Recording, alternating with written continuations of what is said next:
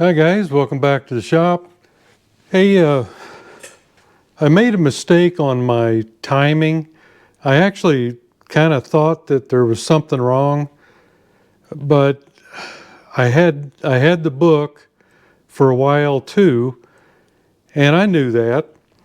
But when I went to do the timing, of course, this is a YL2C. It's the only one that has the electric start. So the governor portion of that should have been held open, and I didn't do that.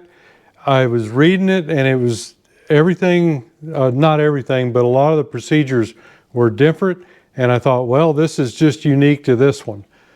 But I had a gentleman ask me about it, and it dawned on me. I looked at the book again, and I noticed that there was no governor on the pictures in that book. So then I go, wait a minute, this doesn't even include this bike. For the cylinder, the piston, carburetor, all that stuff, it does.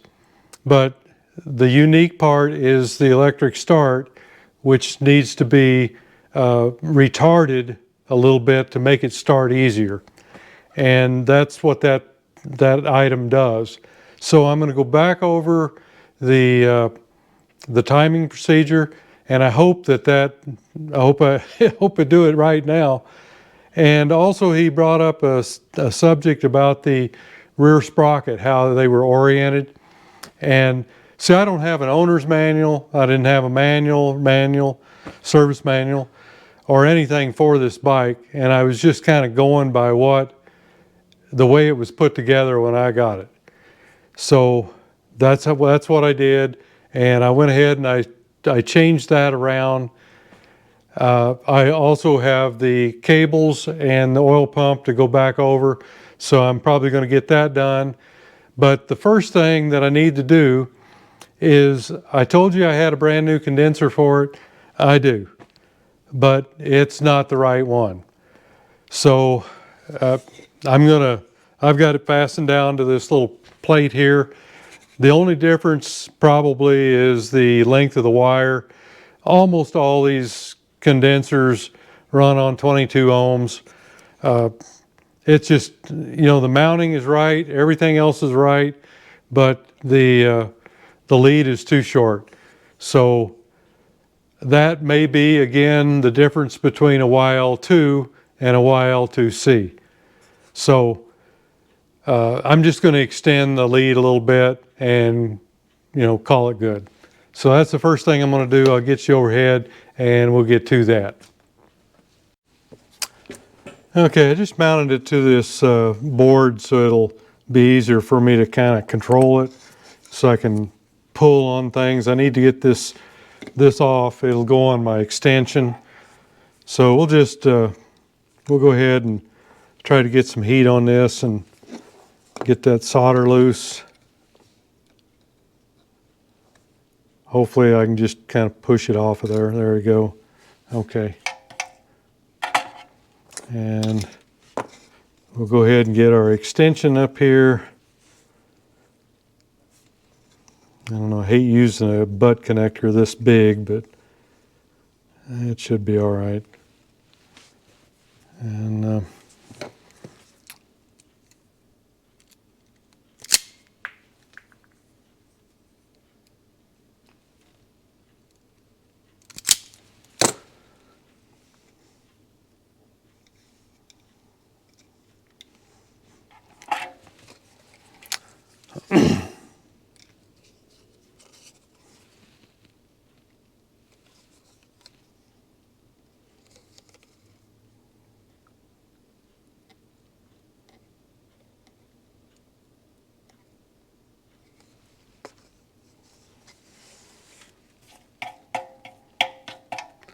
okay, let that cool off, and we'll get some shrink wrap and put on it.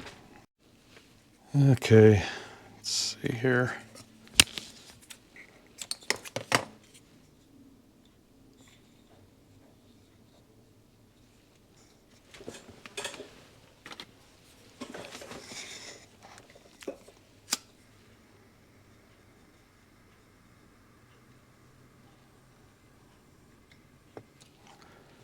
Usually do this with a heat gun, but just one item, so we'll do it that way.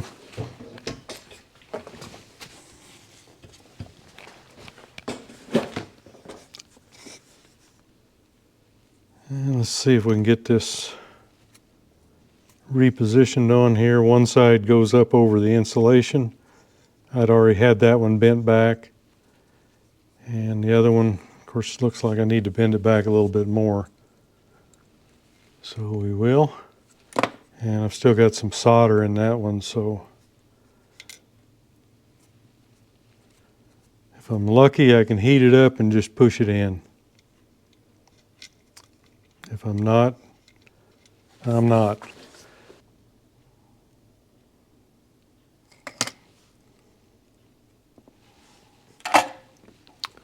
Okay, that should do it.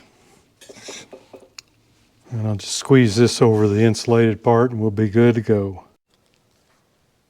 Okay, let me just show you this sprocket arrangement here. Gentleman, he texted me and said that when you're running this sprocket, it should run on the pins of the large sprocket, and then it's bolted two of them. I think that's what he had in mind. So that's what I've got, and that's all set up. And I turned the dish towards this one. So I guess the idea is that if you need to run the big sprocket, you just loosen these 4 bolts and turn it to where the big sprocket pins come through one of those holes, and then you bolt it back up. That way you don't have to take the wheel off. I'm sure that the owner's manual would show you all that, but that I do not have. So I guess you just carry your extra 18 links or whatever, and this way everything is in line enough that it should stay on the sprocket, and you just add your 18 links and go on down the road. So makes sense to me. I just didn't know anything about it, couldn't find anything, so I just put it back the way I got it. So this is supposedly the right way. And it makes sense. It gives you so much more room here. When I was machining this other sprocket, I was worried about whether or not it was going to run into the other one, and you know, it was so much closer when it was turned around. So this makes a lot more sense, looks better to me. So let's revisit the timing. Before we get into the timing, I just wanted to cover the charging a little bit. And actually this book, even though it is just YL2,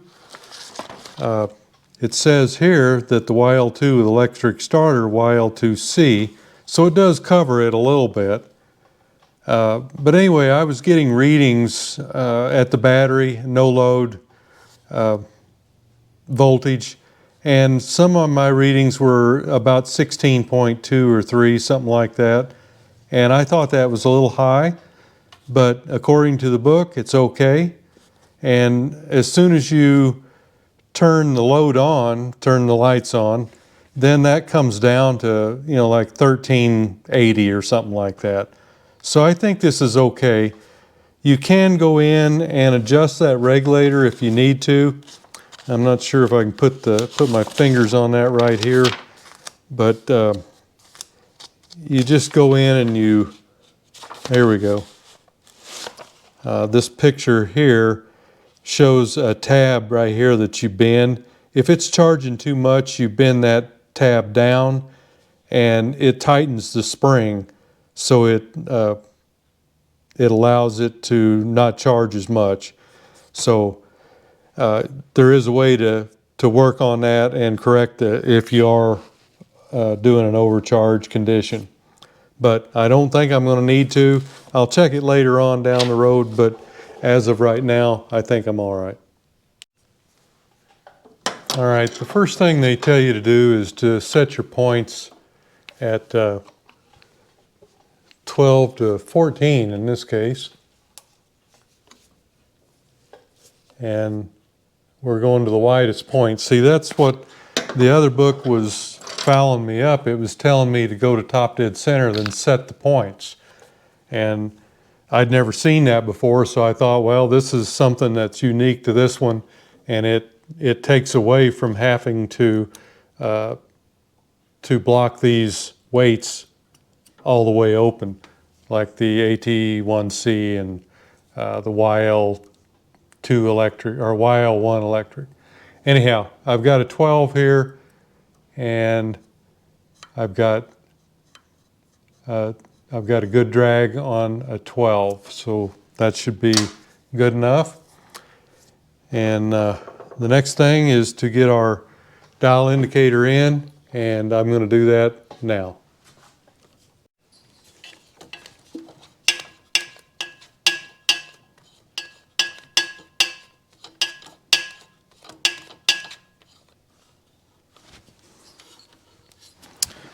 Okay, so that's in.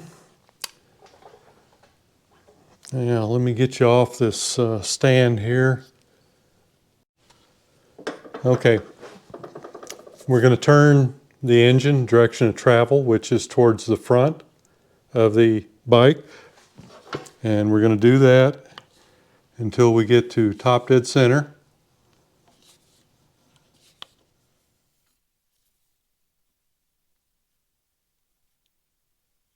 Right there. And at that point, we'll go ahead and zero out our dial gauge. Just check it here real quick, make sure I'm still, yep, looks about right. Okay, now we're going to turn this the other way to 1.8. So we're going to turn it now towards the rear of the bike. And we're going to go to 1 right there. 0.8. It's right there. Okay. Now I'm going to hook up my buzz box. Okay, again, I've got the ground just hooked to the black terminal to the engine, and this one here I've disconnected. You've got the condenser that goes to it, you've got the orange wire which goes to the coil, and this is the one that goes to the points, but it needs to be disconnected. Now what they want you to do is take something and block these weights out. I've just got a couple matchsticks stuck in here. Other people use some wire or something. You're not going to start it, so it doesn't really matter. Just as long as they're blocked all the way out. Now we're gonna go ahead and get our engine to top dead center. We're going to turn this in the direction of travel, which is towards the front of the engine. And we're watching the dial indicator. Okay, there's top dead center. Now we go back to, there's 1, and there's 8. Now we'll keep going.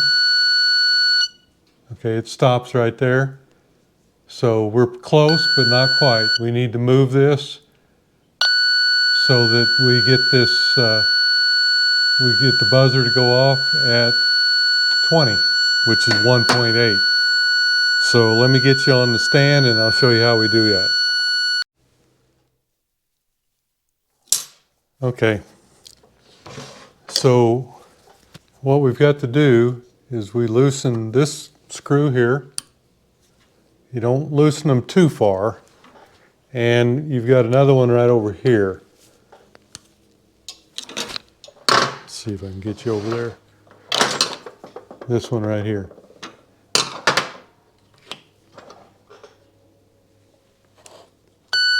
Okay, I'm still in the same position with our dial indicator setting at 1.8 millimeters.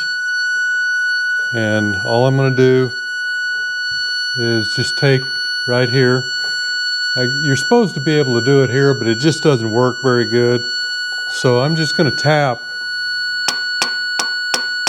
Okay, it looks like that's the wrong way. So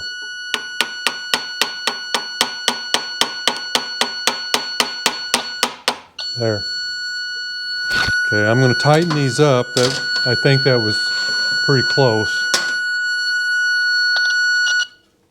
See, it went off when I tightened it. Okay, not to worry, it's still back on.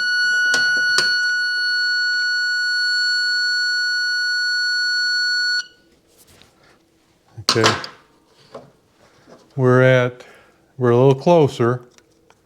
We're at about 1.9 now.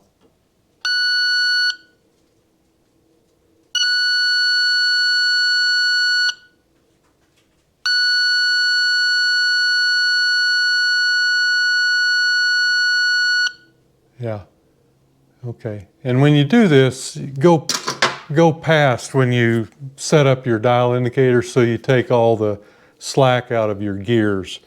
So go past it and come back to it. I'm gonna try to adjust this a little bit more. We were going this way, so I'll give it a little tap and see if I can get it to move just a little bit.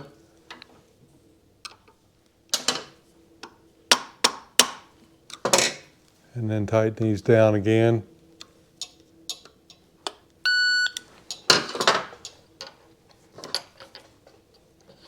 And let's see where we're at now.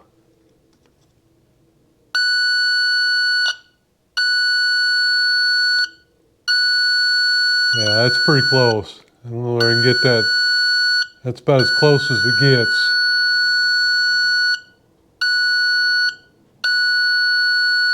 Let me tap it again just a little bit. I'm going to do it without pulling those loose. See if I can get anything there.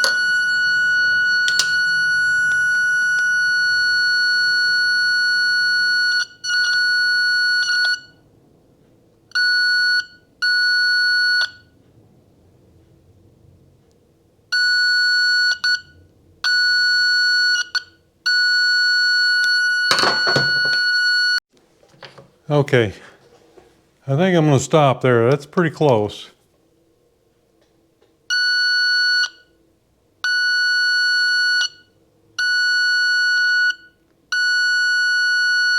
Yeah, I don't know. Let me see what I can do. All right.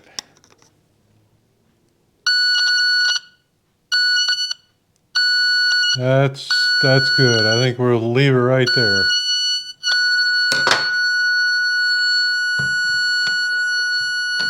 And you kind of see here that I'm a little bit, it's a little to this side in the slot, but that's where the reading is. And then you just go ahead and pull your, and you notice how that shut down because it moves the cam.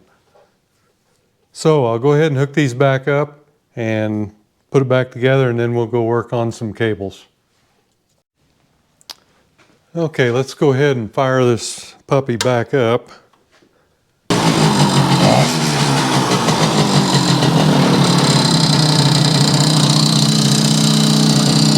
Okay, I'm going to go ahead and hook the timing light up, and you can just kind of see for a reference. Timing lights will tell you some things that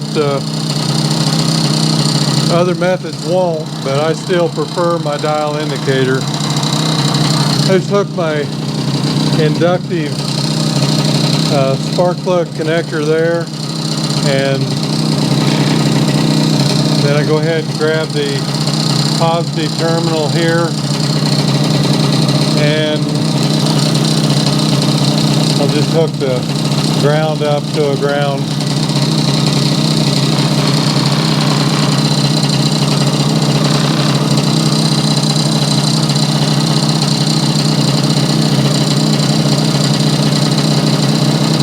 So you can see the pointer here is lined up with that pointer, or little mark on the governor. And that should move a little bit when you rev it up for your advance.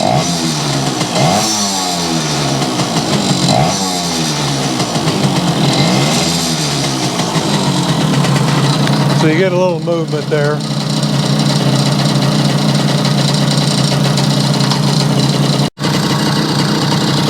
So there's a pretty good idle. I think that's pretty good. We're not smoking quite as bad now. So we're on the, there may be a little bit of premix there, but for the most part it's mostly gas. There was a little bit in the bottle when I put it on there.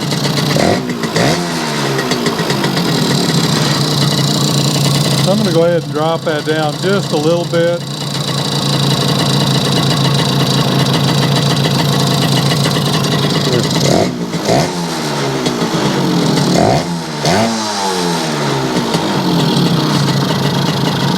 So I think that's going to be our reference point for adjusting our cables. So let's get with that. Okay, so we'll go back to this, and the first thing they want you to do is to turn the little knob here on the bottom and watch this plate. Okay, when it's at its highest point, you're to check to see if a 0.25 millimeter feeler gauge will go in there. And it just does. And then they tell you to check to see if a 0.35 millimeter will not go. I don't have one, I've got a 0.33 and it does not go. So that's good enough. A 25 will, a 33 will not. So that's good. So the next thing we do is we check to make sure, let's see. Okay, as far as the pump goes, that's it. Now you check to make sure your cable, your throttle cable, it may be kind of hard to check here or to see. Let me see if I can get that pulled up a little bit there.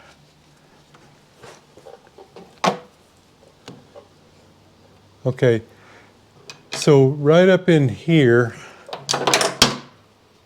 you want 1 to 2 millimeters, and you are not going to be able to see that.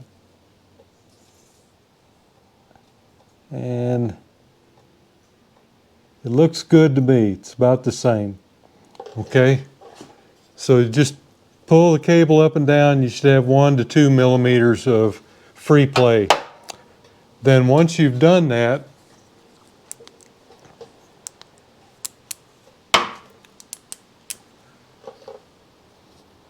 they say grab the accelerator and roll it up until the little dot on the slide is at the very top, just touching it, just like that. And you can't see it, I don't think. Let me reposition you here. Okay, again, we're looking at this little dot that's on this slide. Bring it up until it just touches the top, right there. And then they want you to check the mark on the pulley to see if it is in line with the roll pin, and it is not. Not sure, let me see if I can get you around here.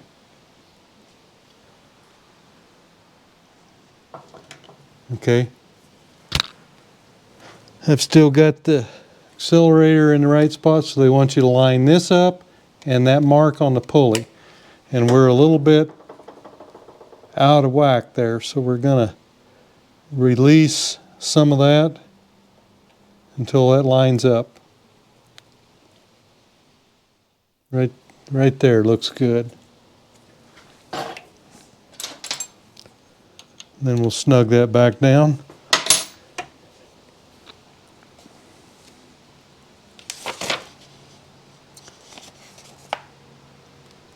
Okay, and that's good. So you're good at that point. Let me just double check it. I pull it up, it touches, yep, still there. Okay. So that's our adjustment.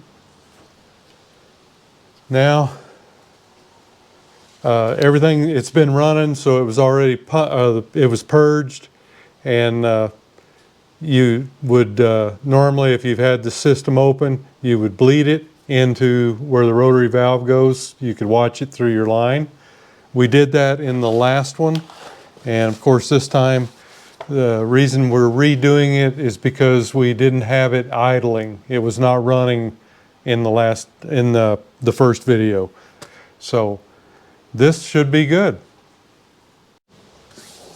Okay, so it looks like we're done in there, so we'll go ahead and put our cover back on.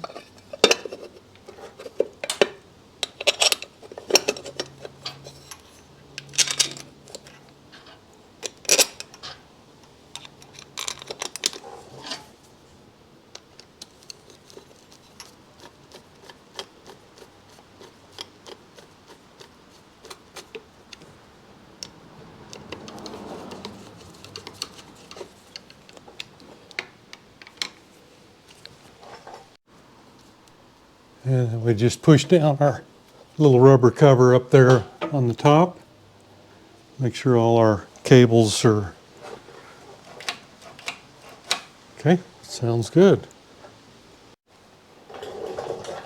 Okay, just happen to have a brand new little mag cover here. The other one was quite bent up.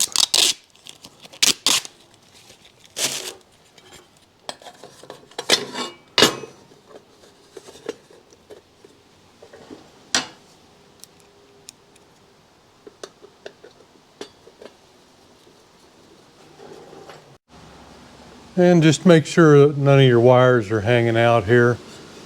And this is just going to kind of go down around the foot peg onto the shift shaft and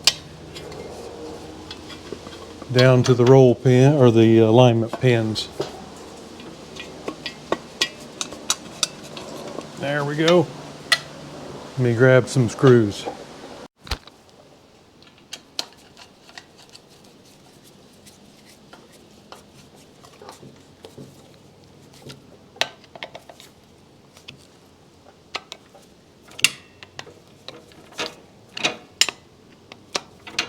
All right, get our shift lever.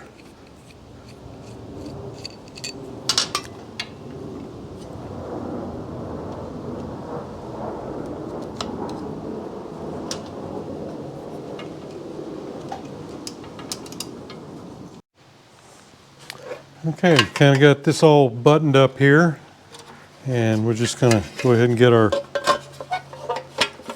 little cover on. And we're rocking and rolling. Okay guys, that's just about it except for the seat. And I've got a plan for that. And I've got an issue with the petcock that I'm going to have to work on. So hopefully I can get that all sorted out. It's just not sealing well around here. Let me see what I can do with that. But let's see here, go ahead and turn my gas back on. Turn the key on.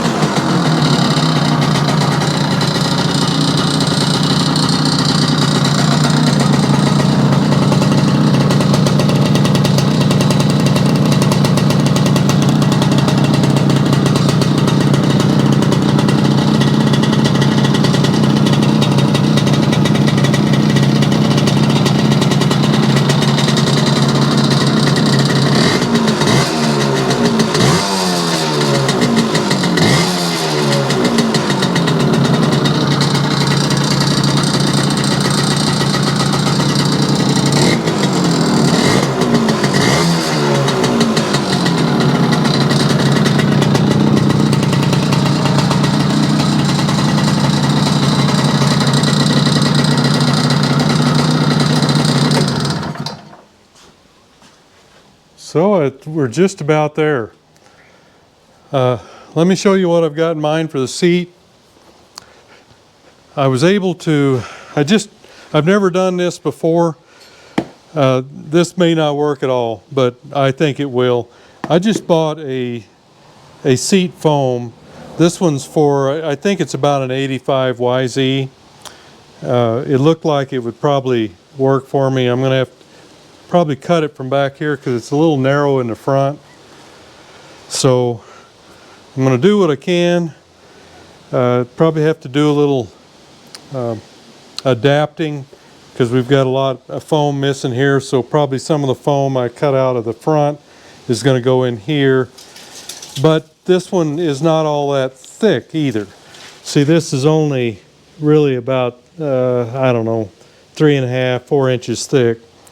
But the problem I have is the foam that I normally get, it's too soft. So this is a good dense foam, and I'll go ahead and try to make this work. I may have to wrap it with some of the other foam to widen it out in the front or something like that, but we'll just see. This is a new one for me. This is pretty expensive to go this route, and I had no idea of the dimensions here. So but still, this, if you got a good seat, it's okay. And I think we've got plenty of foam to work with there. It's just going to be kind of goes against the grain cutting it up, you know what I mean? But if we can get one and it feels good to our tush, then it's okay. So we're done with this. I think I've got this clothespin sitting here. I need a kind of a coil, a spring on that cable. I've got to see if I can find one.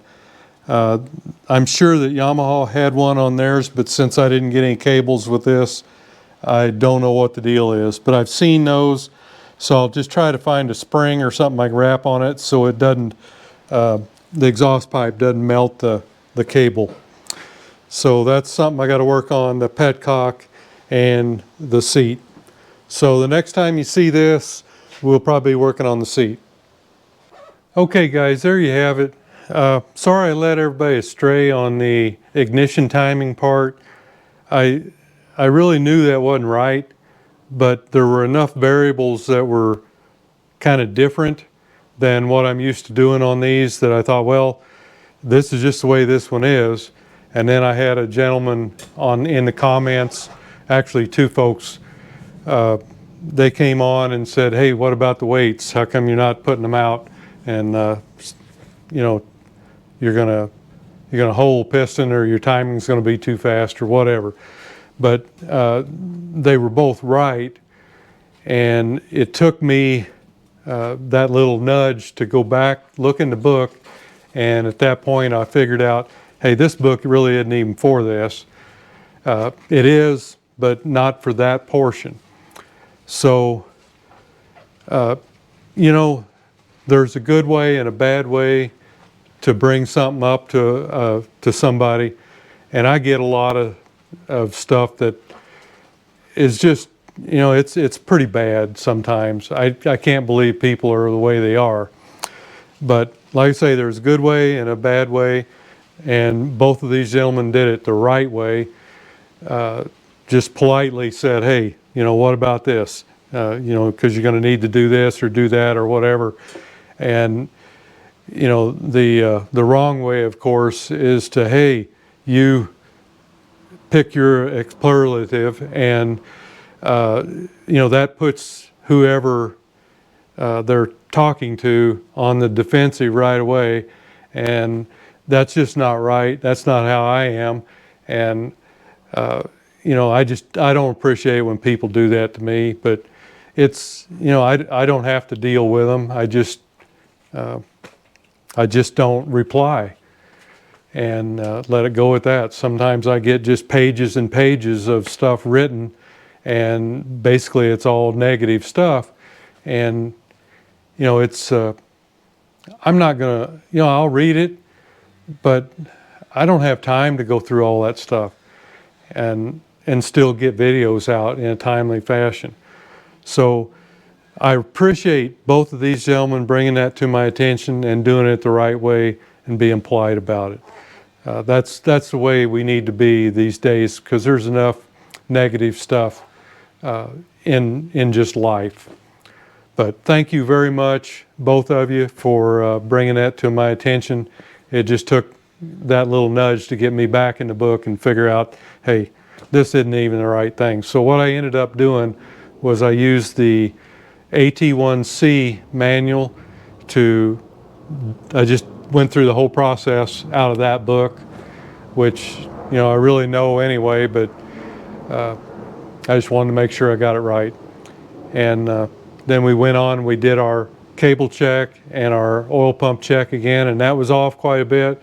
That's probably why a lot of the extra smoke, along with the premix, which most of that's probably out of it now. But I've just got, oh, and also the sprocket issue. I didn't understand how that worked. I've never owned one of these. I had a YL2 when I was in high school, the street version of this, and they're nothing, you know, not even the same thing really. But now I understand he pretty well drew me a picture of what everything needed to be like on that, and I just took it apart, flipped the sprocket around, and I see now how it works. So if you know, a lot of times if you don't have the owner's manual or something like that, you know, that's where something like that is going to be. It's going to tell you, hey, if you want to go to the trail, go trail riding, you're going to have to put the big sprocket on. So you just loosen bolts, pull forward, let the little pins slide through, tighten your bolts back up, put your chain on, and go ahead.